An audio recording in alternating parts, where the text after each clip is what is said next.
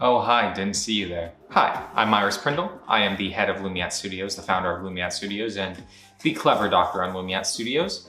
And welcome to the Lumiat Studios year-end review. The Lumiat Studios year-end review is pretty much exactly as it sounds like. A year-end review where we talk about everything that Lumiat Studios has done, what our goals were, what our goals will be next year, and pretty much just generally check in with everyone on just once a year.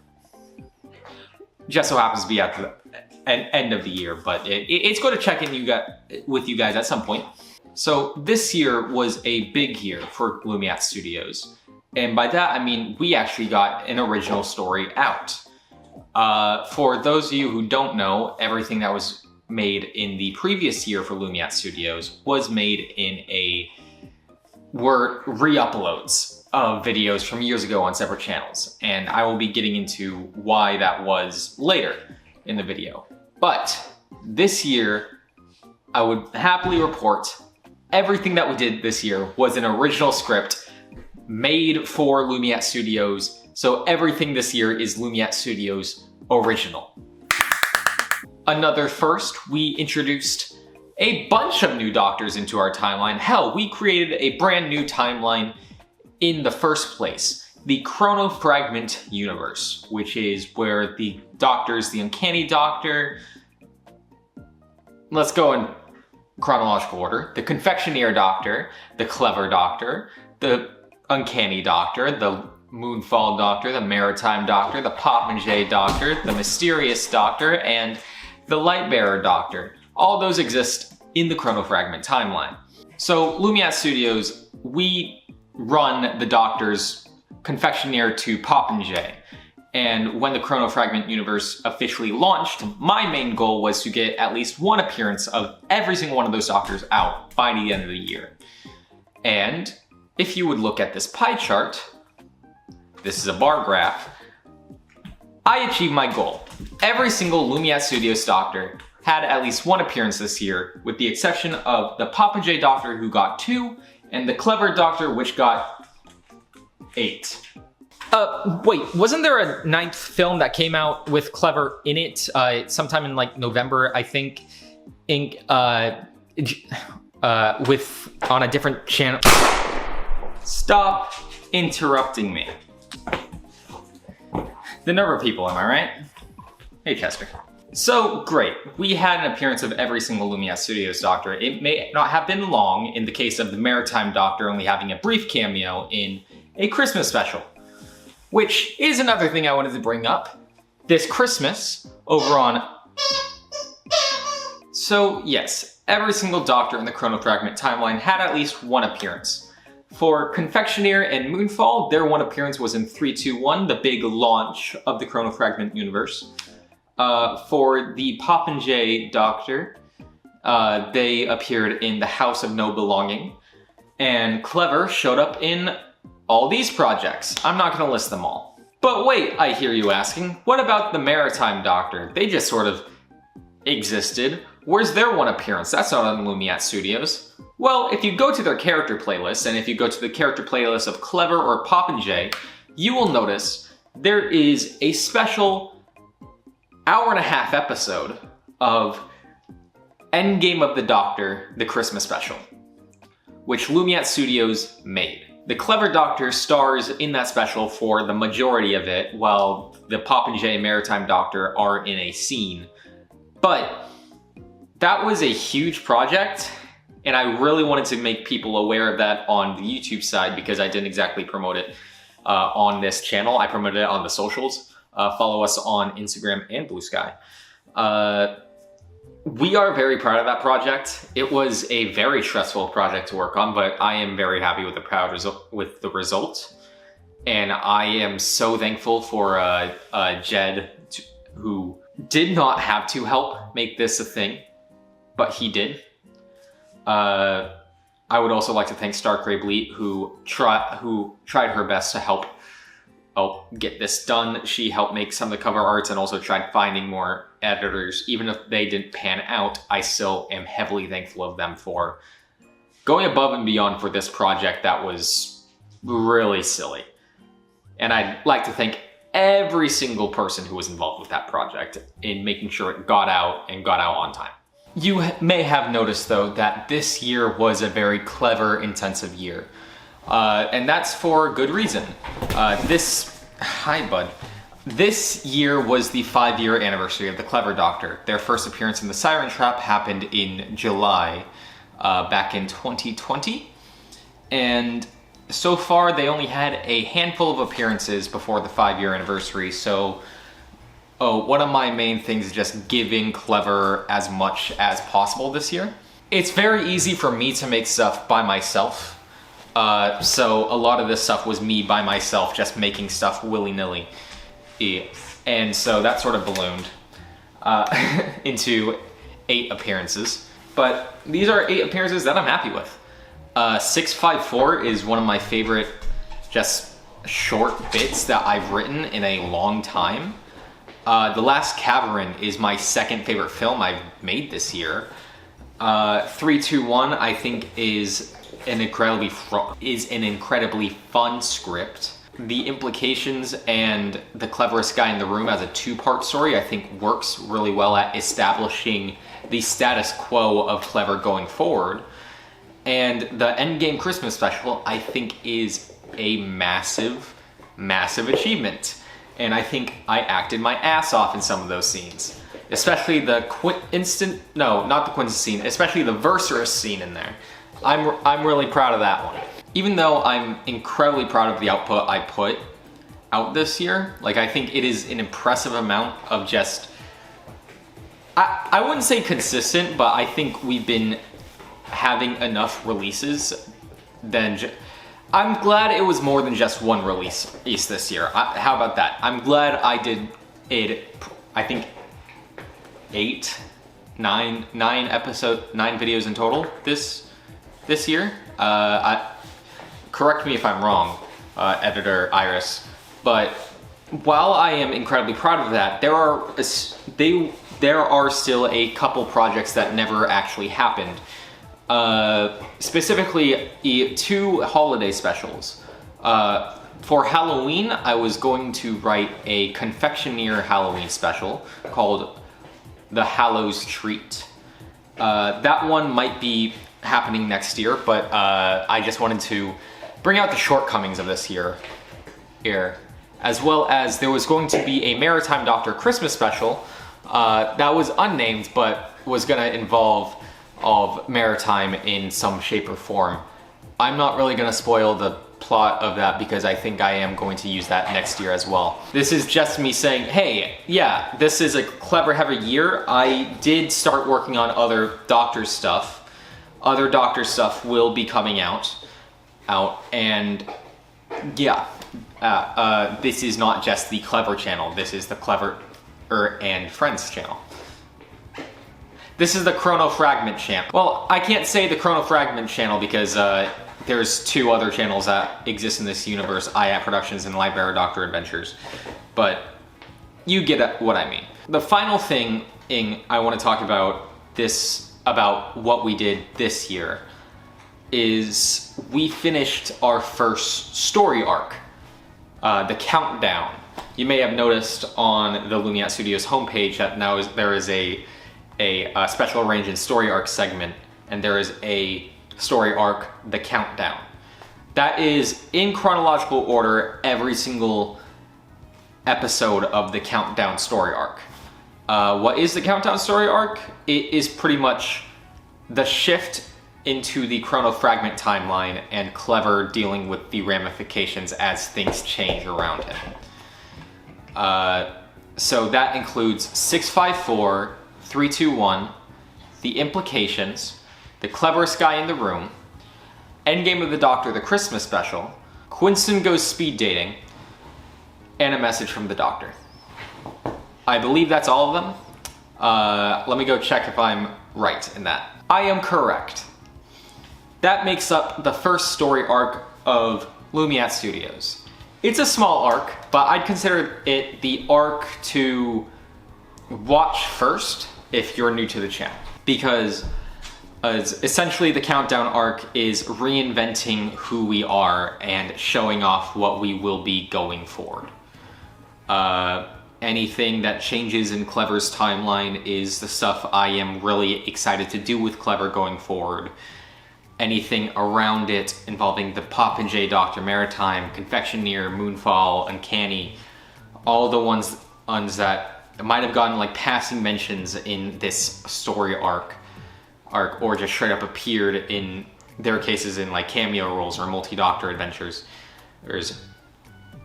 It is just showing off exactly what Lumiat Studios is going to be and what to expect from us. And I think I did the best job I could establishing that status quo. And canonically for Clever, this all happens in 24 hours. From 654 all the way down to a message from the Doctor, entirely a 24-hour period.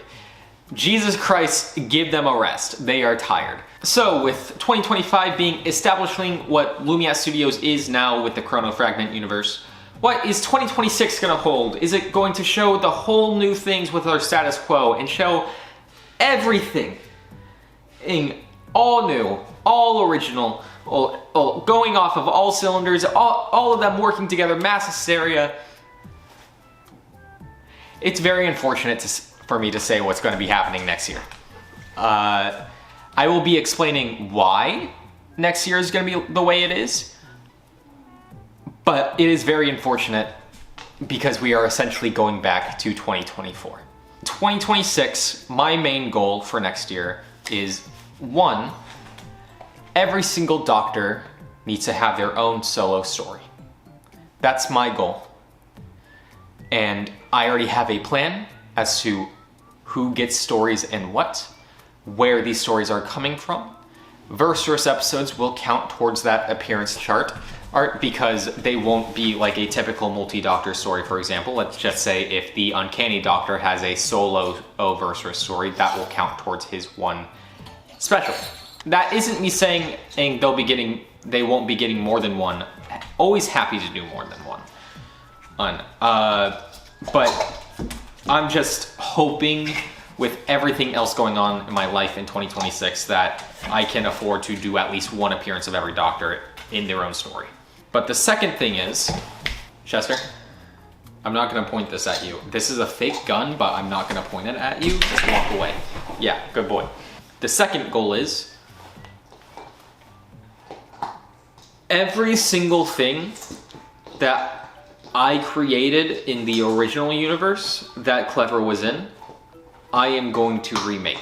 I've established that when Clever joins the Chrono Fragment universe, or past events shift, so it is similar to the events but different, and to be better fitted for Chrono Fragment.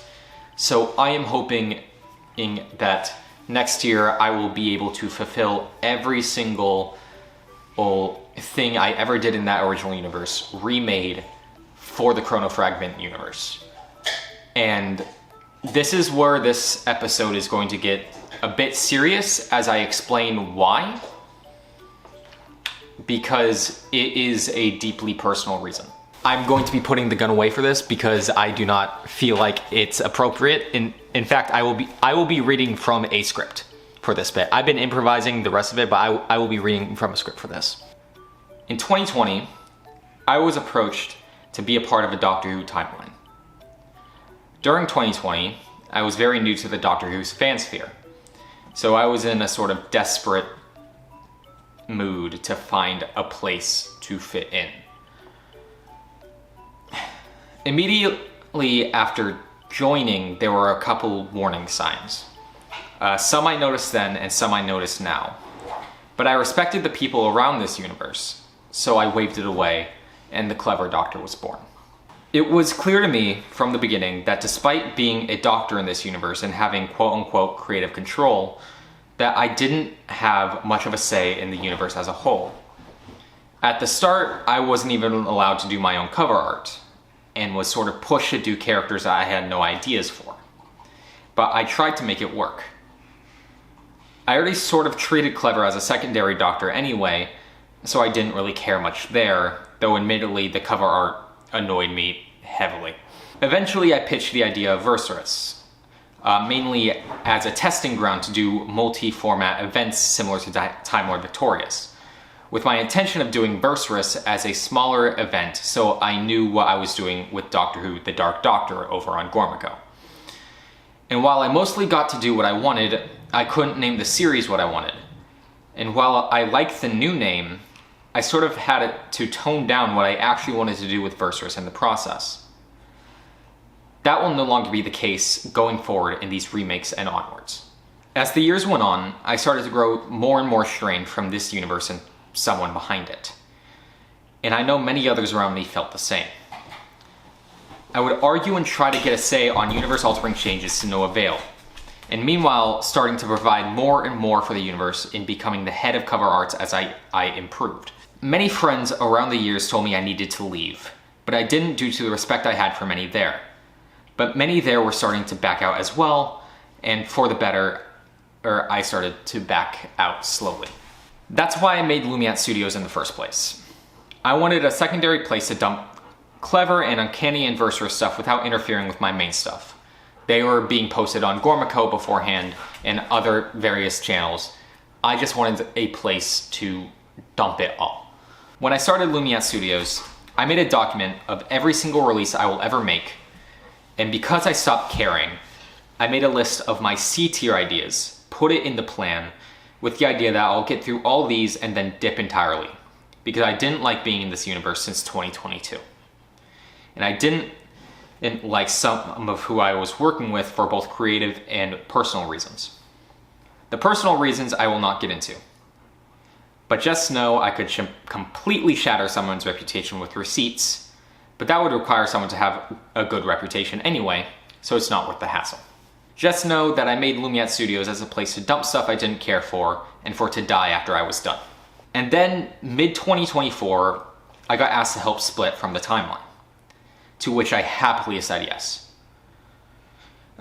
For that would mean the last Jenga block holding me to this universe and to that creative would be gone, and I can move on. So that's what we did. We split, and I immediately got to work on 321 as the story to split myself from them entirely. I was hoping to get that episode done at the end of 2024, but it came out in mid-2025. I bring this up because I want to make it clear. I have not been in no way associated with that universe since 2024. In the interim of trying to get things made, I started looking back at all these concepts and started realizing, with the creative freedom I have now, I actually am starting to care for these characters and these plot lines, and I can make things how I see fit. So I got to work, completely reshaping these characters and this channel to something I am truly, truly proud of. Something that I can use to make stories that are as good as I can possibly make it without having to be around or near the universe that was holding me back. And then they started posting videos claiming otherwise. They used old footage of me back in 2021 to put me in a fan film, and I was also included in sizzle reels and universe explained videos as if I was still friends with them and this was still one big happy universe. And I just want to make it clear, the context of that footage has changed. Looking at that film, they had ample resources to remove me from it, and they decided not to. They continue to claim that I am in a universe I do not wish to be associated with anymore. There were films directly connecting to clever stories by using archive audios of scripts I wrote using characters that, at the time of making it, was my character. To say I was angry was an understatement. So I will say this to you, directly. Do not reference me again. Do not claim I still associate with you again. You have lost that right when I left, and I am dumbfounded you believe that was okay. This will be my final statement on that matter. As for Lumiat Studios, these remakes will serve as full replacements for the ones of yesteryear. And when each remake releases, any of the audios or films that was uploaded by me will become unlisted. For the sake of media preservation, I will not take them down. I just fully wish to make it as hard as possible to give that universe more exposure from my past work. And then, once these remakes are done, we will continue Confectioneer, Clever, Uncanny, Moonfall, Maritime, Popinjay, and Vercerus in unique and new ways. Ways that will be completely under the creative control of either me or whoever runs their respective series. The first remake will come out in January, the Lumiat Studios channel trailer. That is why the remakes are important for me to do. But that's enough of the serious talk. Time to lighten up. You know, I say try to lighten up, but I kind of don't have any more talking points to say here. I am incredibly proud of what I put out for Lumiat Studios this year, and I believe the directions I am going with these characters are some of my best work that I've ever done, conceptually. I haven't written scripts, so I don't know actual execution-wise. But I have a great team of people working with me right now, from Matthew Mills as a Confectioneer Doctor, Chris Carrillo as the Uncanny Doctor, Courtney McCrea as the Moonfall Doctor, George Gaidra, one of the best people of all time, mind you, as the Maritime Doctor, and also the Eldritch Master for the Uncanny Doctor, and Genty Rhodes as the Popinjay Doctor, and everyone who will help and has helped with Lumiat Studios this year and in the years following. I am so happy with this crew. And I hope after watching what we put out this year that you will give these remakes a shot and you will give everything afterwards a shot. Because I promise you, we will only improve from here. This year, while I am very proud of the work we put out, was very much establishing us for who we are right now. And there's still a few kinks to work out. I really hope once the inks are worked out, you all will enjoy all these characters and all these storylines, how in the best ways of them possible. So I say to you, Lumiat Studios fans, I hope you have a happy new year. Because 2026 onwards is gonna be fantastic. Just completely and utterly fantastic. I'm Iris Prindle, and I bid you all a good night. Oh, no, Chester!